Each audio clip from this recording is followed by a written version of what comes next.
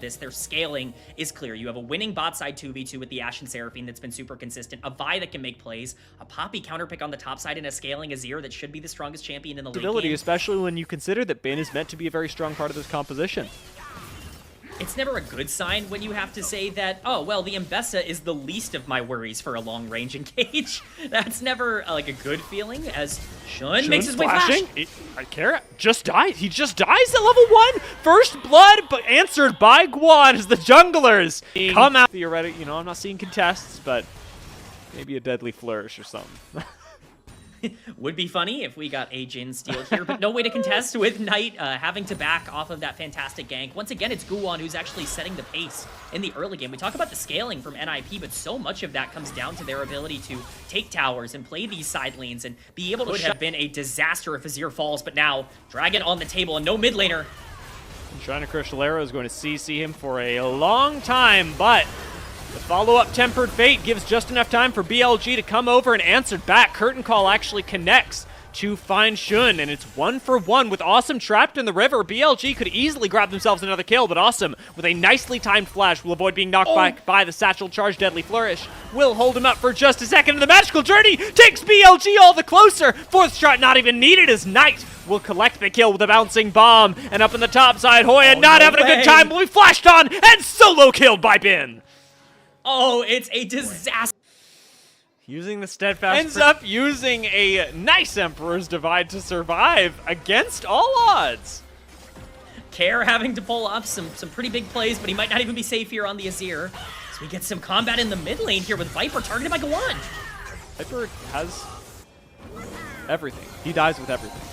I was looking at that going, he has Flash, he has Cleanse. What could go wrong? Everything could go wrong. I was right there with you, Dia. I was like, oh, he's got everything. He should be fine. Care. Oh, just barely gonna live the spear. Coming in from Shun. Oh, no. It's a disaster for NIP.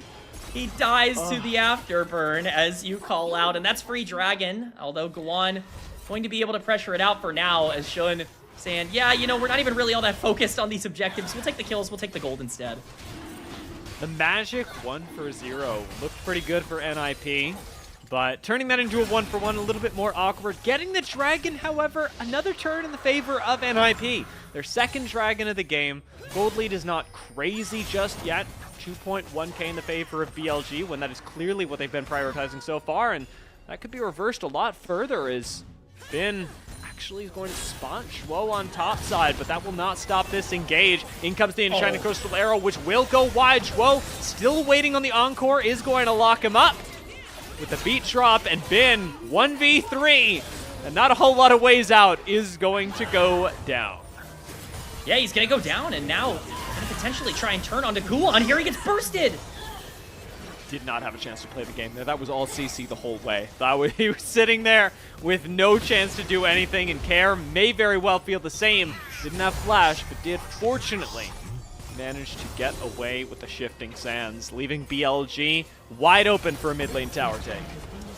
This is exactly what we talk about with Bilibili Gaming and why Shun has been so important towards this team. It's no longer waiting for your opportunity to arise. It's saying, this is my opportunity in terms of trade, so you're not going to be too concerned about that for either side with no objective spawning for over 2.5 minutes. It's going to be Knight taking that turret. You're going to be saying that a lot. Very late if they're winning the whole time.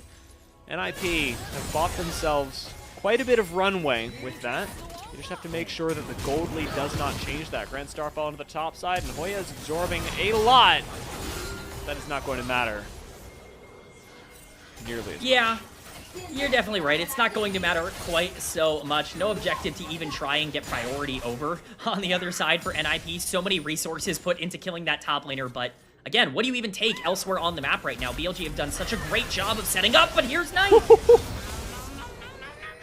When everybody on BLG can assassinate you from across the map, NIP know how to manufacture a situation where they get up close and personal. Knight going down, a big shift for NIP, and it gives them access to this mid lane tower, which they really want, especially because this whole time, Bin is hammering away on top side. Unfortunately, they will not get that chance as Assum is forced to flash away, flash forward from Shun.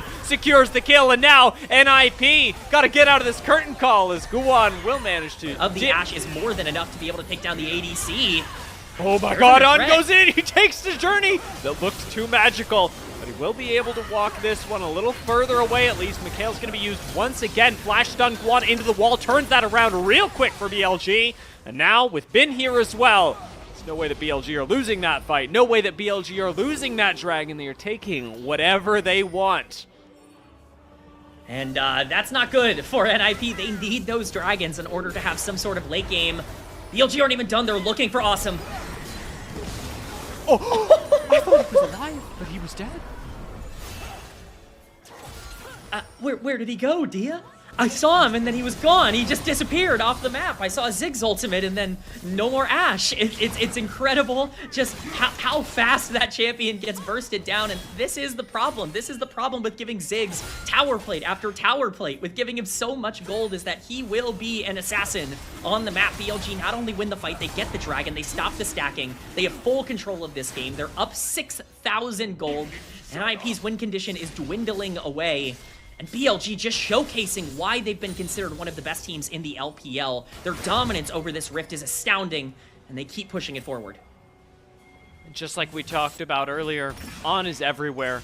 He is mirroring Guwon at every step. Zhuo going to be piled in with him as Bin does get engaged on the bot side. Unlikely to win this 1v2, and it will remain a 1v2 as nobody is around to help Bin. A nice pick going NIP's way does help. I mean, it's more gold. That's certainly nice. Bin has quite a lot of it on the Mbessa on the top side. You're going to need a couple of more of those in order to make full use of it. What do BLG do with this top side pressure? Now Guwon's looking to punish On, but Guwon could be in trouble here with the rest of BLG coming. Yeah, On is the one who punishes here. This Bard has been insane. However, it is going to be caught by the Encore with his AD carry down. BLG in an awkward spot. Do still have On somehow walking out of that one.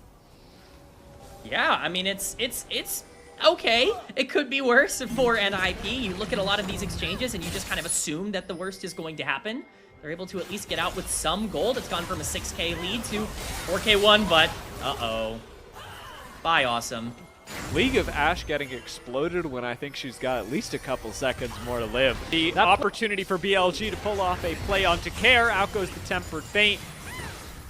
Forces Care underneath the tower. The satchel charge almost sure to do this one in, as there it goes.